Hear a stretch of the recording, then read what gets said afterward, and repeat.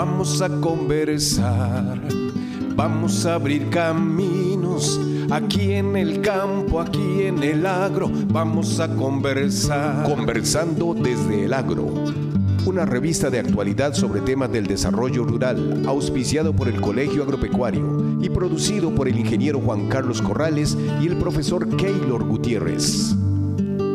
Vamos a abrir caminos, aquí en el campo, aquí en el agro, vamos a conversar. Conversando desde el agro. Muy buenos días tengan todos ustedes que nos acompañan en un programa más de Conversando desde el agro, con el auspicio del Colegio Agropecuario de San Carlos y por esta su emisora Radio Santa Clara. Hoy nos acompañan dos David Pérez, David Quesada, profesores, uno del área de turismo, el otro del área de gestión de la producción, y vamos a conversar un tema para mí muy interesante, sobre todo por el crecimiento y la nueva tendencia en el sector de turismo que ha significado el cuidado, la protección, la investigación y el avistamiento de aves en Costa Rica. Bienvenidos a ambos. Buenas tardes. Buenas tardes. Ese tema de avistamiento, bueno, yo creo que cuando hemos hablado de esto siempre, por ahí dirá nuestro compañero Keylor Gutiérrez, cuando conversamos con nuestros papás, con nuestros abuelos, con las personas que antes pues tenían sus trabajos al aire libre o en el campo, tienen un conocimiento tradicional y básico de las aves que teníamos, nombres comunes que utilizaban. Pero en los últimos años y por la posición geográfica de Costa Rica, la tendencia es impresionante. Yo que comparto con ustedes en ese chat que ustedes tienen, semana a semana hay una fecha de monitoreo, una fecha de avistamiento. ¿A qué consideran ustedes que se debe que esté creciendo tantísimo esta afición por el avistamiento de las aves? Bueno, Costa Rica es un país con muchísima diversidad biológica y un grupo bastante grande que tenemos en nuestro país y en todos los países del trópico son las aves. Es un grupo muy llamativo con características sumamente bellas desde sus comportamientos hasta sus colores, rituales y un montón de características lindísimas, las cuales hacen que ese grupo en específico llame la atención de muchísimas personas, no solo los amantes de la naturaleza como tal, sino fotógrafos, por ejemplo, que también tienen esa forma de buscar objetivos a través del mundo, y Costa Rica es uno de ellos en los cuales puedan ir y obtener las mejores tomas que hay en ese sentido, ¿verdad?, de la fotografía, y por eso este grupo en específico es tan llamativo para ese tipo de personas. Hay personas que lo amamos como tal, lo que es ese grupo en específico, y otras personas que lo utilizan como otro tipo de objetivos, en este caso fotógrafos, y el turismo está muy enfocado en esa parte. Le decía a Keylor que me interesaba, aparte que ahora vamos a hablar también del emprendimiento que ustedes desarrollan, es este tema, primero porque uno ve cada día más afiches, áreas de conservación que están promoviendo todo este tipo de actividades, pero me sorprendió literalmente, hace unos días estaba viendo una serie en Netflix cuando de pronto le dicen, es que ella hace avistamiento de aves y en estos momentos está en Costa Rica, o sea, mencionado en una película o mencionado ya en una serie como un país destino para el avistamiento de aves. Sí, de hecho, creo que eso ha sido una de las cosas que le ha dado como ese auge de, como usted dijo, antes nuestros antepasados veían el pájaro en la finca, en las cercas y demás. Creo que ahora estamos en un momento muy globalizado, ¿verdad?, de las redes sociales y demás, que la gente empieza a ver, mire, este pájaro, qué lindo, está en tal lado. Y creo que esa parte de la fotografía ha dado como ese auge a la parte del avistamiento de aves, porque han podido presentarle al mundo, en diferentes partes del mundo, diferentes especies, colores y demás que presentan las aves, y que la gente pues le llama la atención y empiezan a introducirse también en ese mundo. Emocionalmente, vamos a ver, es que hay que ambientar lo que significa un avistamiento de aves. De hecho, hay un video pequeño que está en Instagram donde se ve un abuelito que conoce por primera vez a su nieta ya grande, y su primera interacción, el abuelito la lleva con unos binoculares a sentarse en un banquito al frente de la montaña y esperar en silencio. O sea, lo que significa para el ser humano hoy, que andamos en ese bullicio, en esas carreras, todo el trajín que significa tener la oportunidad de ir a un área natural, sentarse, desconectarse y esperar.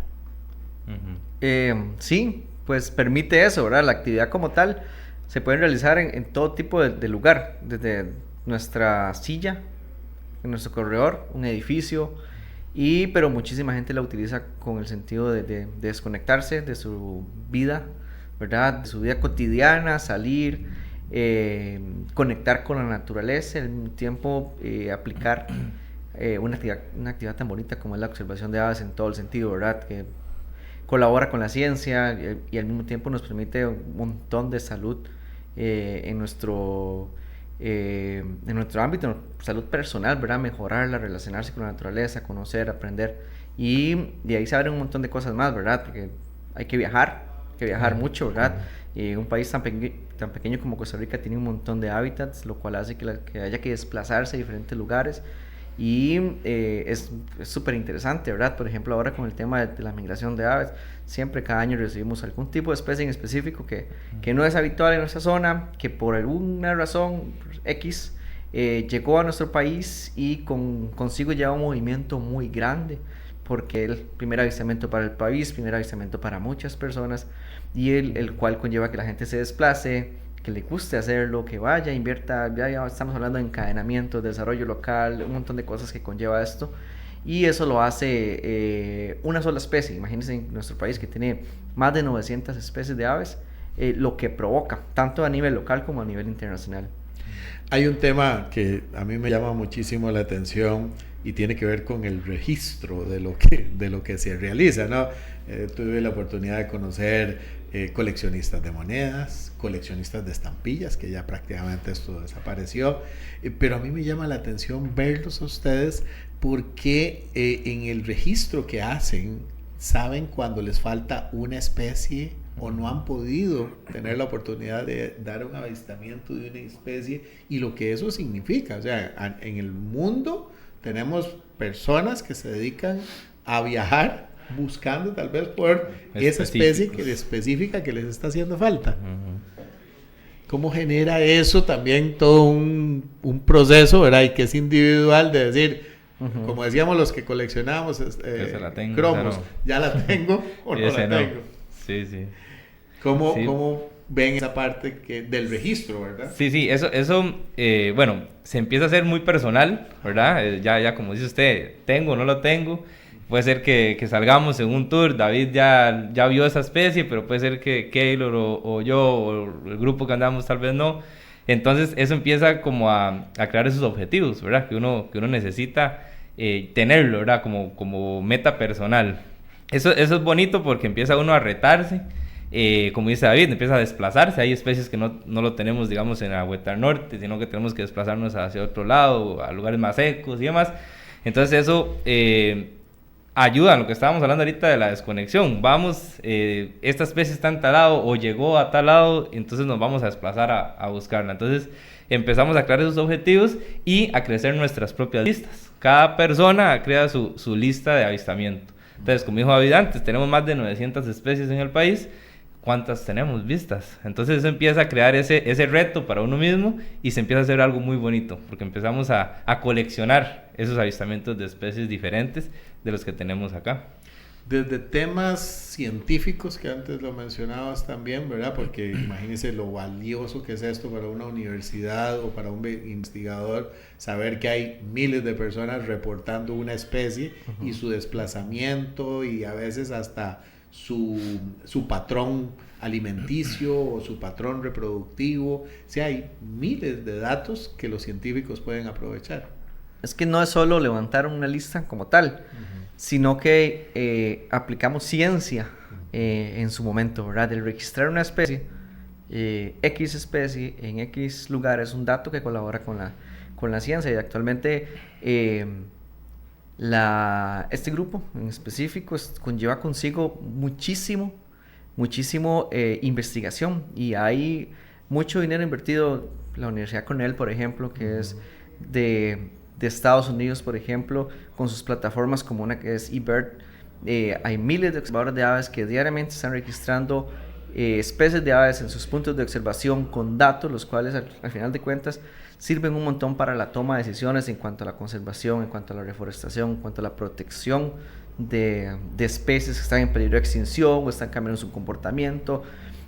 Un sinfín de aristas que se pueden sacar de solo datos subidos por personas amantes a la observación de aves, y por medio de plataformas como esa pues logramos no solo, como dice David, registrar nuestra especie y creciendo en número, ¿verdad? Que es una competencia muy sana que hay dentro del ámbito de los observadores de aves, sino que también al mismo tiempo estamos aportando datos interesantes a la ciencia, porque hoy en día claramente, sobre todo ese grupo, está muy cambiante, ¿verdad? Con respecto al calentamiento global, con respecto a sus hábitats, con respecto a su alimentación, hay comportamientos, hay mezclas entre especies, saliendo híbridos, etc. Entonces eso lleva consigo a que gracias a ese movimiento de observación de aves y gracias al levantamiento de listas en plataformas como las que nosotros utilizamos, pues lleve consigo un aporte bastante significativo. Eso que estábamos hablando de que ya es algo global que tenemos a mano, porque nosotros estamos registrando alguna especie o algún comportamiento más en Costa Rica, mientras que miles de personas alrededor del mundo están haciendo lo mismo. Entonces es una base de datos bastante buena, bastante grande, que se alimenta de pura observación de aves y que prácticamente es hobby de más de uno, ¿verdad? Cada una de las personas. Entonces eso es parte muy, muy importante a nivel científico que tenemos a nivel global también. Lo otro que me llama mucho la atención es que empieza como hobby. De hecho, ustedes fundan una empresa, Costa Rica Wild Capture, ¿verdad? Estoy hablando de Keylor, David Pérez, David Quesada, de 3 sectores diferentes: el agropecuario, el musical, el turístico, una sola, digamos, un solo hobby, ¿verdad? Y ahí empieza. Pero decías antes que de ahí se desencadena mucho. Vemos ya gente pintando y dibujando. Incluso ustedes ahorita nos pueden comentar cómo fue esa experiencia de ese primer concurso de dibujo, pero el tema de la fotografía, el tema de los videos también está generando mucho, audios, sé que también es importantísimo el tema de los audios, y empiezan a salir, bueno, ya me ha llamado la atención, porque si por muchos años solo la ranita, ¿verdad?, salía de Costa Rica, primero la Blue Jeans, después esta otra de ojos rojos, y recientemente el boom del perezoso, ¿verdad? Pero recientemente ya vi en un foro que se va a realizar, que nada que ver con temas turísticos, en Costa Rica, un foro latinoamericano, aves, ¿verdad? Faltan 50 días y una gran fotografía de un ave. Ya empieza a marcar muchísimo la presencia de las aves en todos los foros. Está marcando como una tendencia que va creciendo en todo sentido, ¿verdad? En investigadores, en amantes de la observación de aves, en fotografía, y de ahí derivan un montón de cosas más. Nosotros, por ejemplo, vimos la oportunidad de lanzar un concurso de dibujo para estudiantes del Colegio Agropecuario de San Carlos, en el cual fue muy exitoso, donde tuvimos la oportunidad de poner a prueba las técnicas de lápiz en nuestros estudiantes. Bueno, personal administrativo también participó, y fue algo sumamente interesante en ver cómo hay muchas personas interesadas en ese tipo de retos, en ese tipo de actividades, dejando de lado la tecnología, dejando de lado todo lo que tenga que ver con los aparatos electrónicos y apuntando directamente a una técnica basada en un lápiz, papel, colores, y fue bastante interesante con participación de muchos. Y bueno, no es algo que estamos descubriendo actualmente, sino que hay muchísimos emprendedores alrededor del país que se dedican exactamente a eso.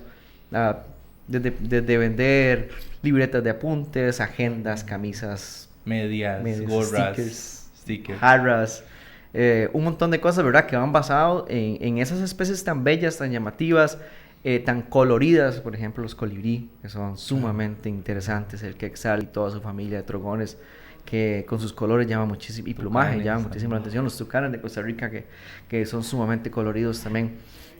Hay grupos muy interesantes, los cuales están haciendo emblemas para nuestro país. Ya no es famoso venado cola blanca, el único, ¿verdad?, sino que ahora ya dentro de sus símbolos nacionales también están los colibrí, por ejemplo.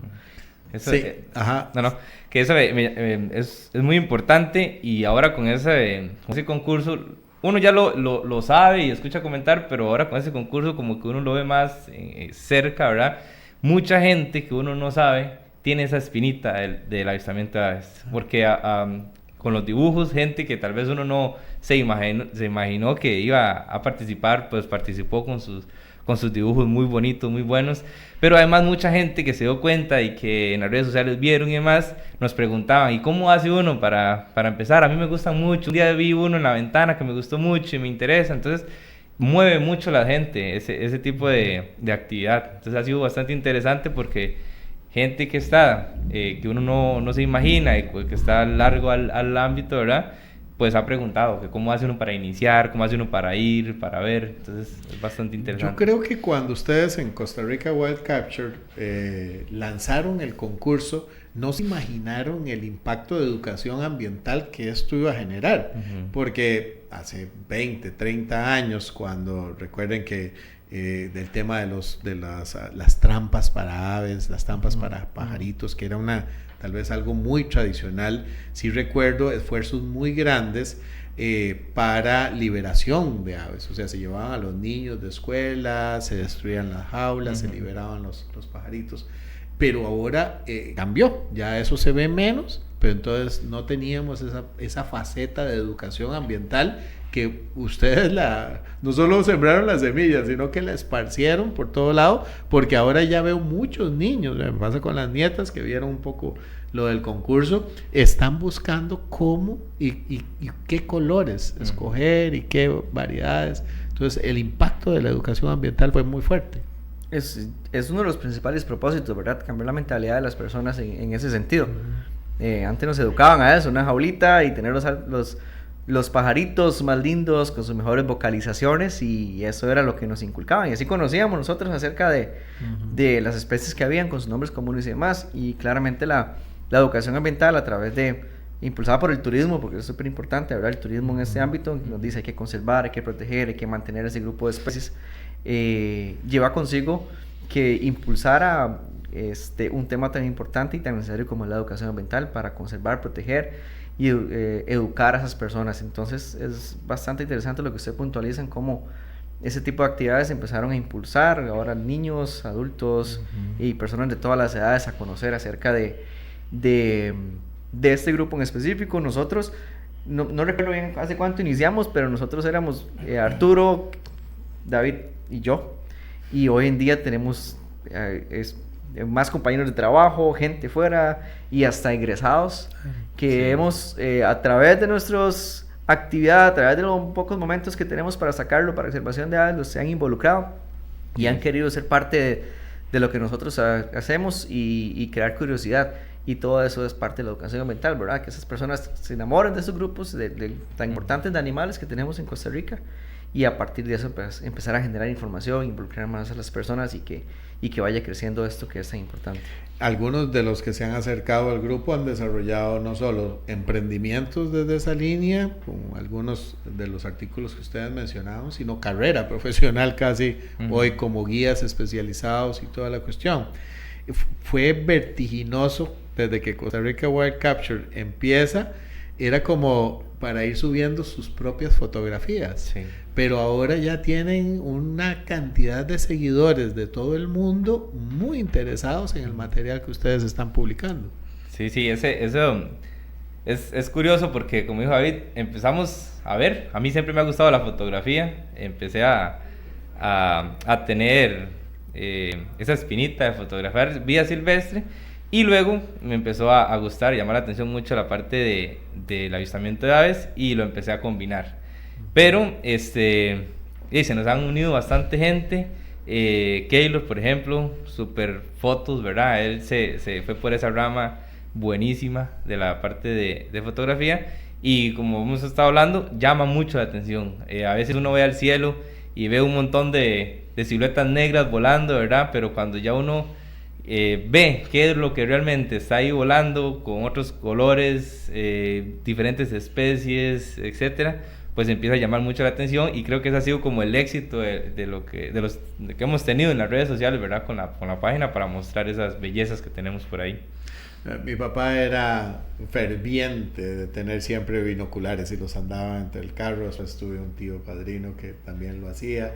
De hecho, mi papá muchas veces se colocaba las manos sobre los ojos para tratar de tapar un poco la luminosidad. Me hizo acordar cuando estábamos buscando el logo para la Educatours, ¿verdad? Que no sé por qué, desde los inicios, ese tipo de enseñarle hoy a los niños cómo se puede observar la naturaleza en silencio. Yo tuve la oportunidad de salir hace un par de semanas con un grupo de séptimos en el curso de turismo y les decía, hemos perdido la orientación basada en la salida del sol o la orientación por brújula o el cómo caminar en el bosque, cómo guardar silencio que nos cuesta tanto a los seres humanos, ¿verdad?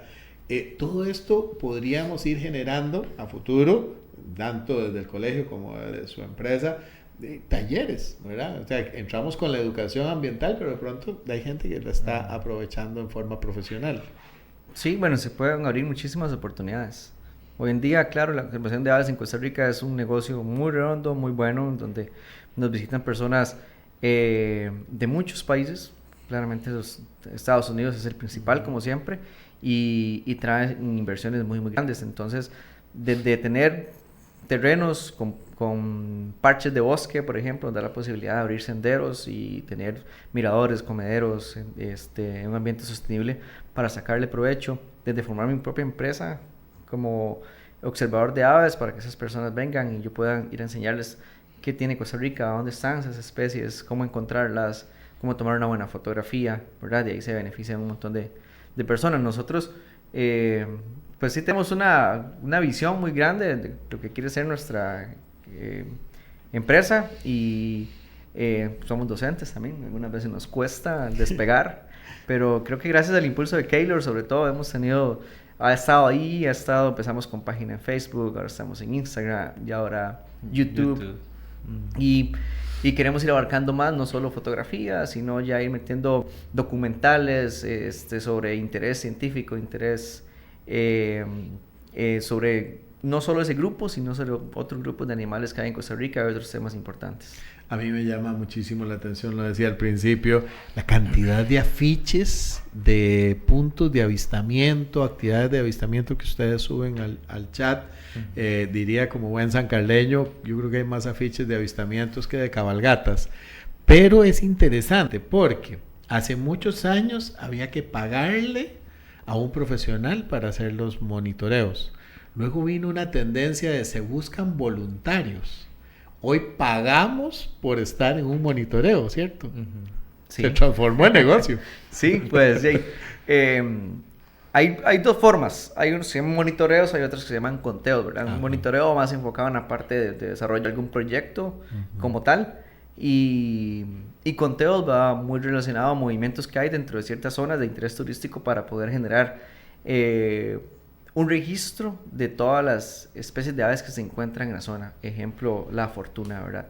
Y sí, pues sí, hoy en día hay que inscribirse, hoy en día hay que pagar, hoy en día va más de la mano y genera un movimiento de muchísimas personas, siendo actividades sumamente interesantes, en donde aparte de conocer sobre este grupo específico de aves, también se conocen personas, emprendedores, colegas, y ahí generan un montón de ideas nuevas que es muy, muy interesante.